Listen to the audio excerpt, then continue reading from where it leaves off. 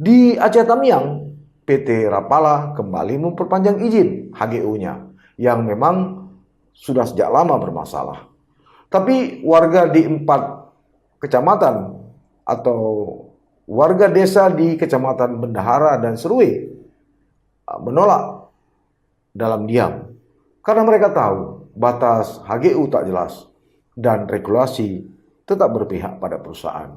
Sementara di Aceh Singkil, konflik dengan PT Uber Trako atau Navasindo berujung pada penyerahan sebagian lahan di luar HGU kepada masyarakat.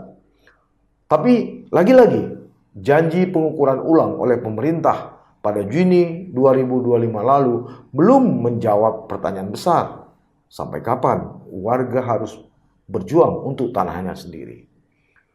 Setelah 3 uang, persoalan serupa juga muncul di Subulus Salam. Di kota kecil ini,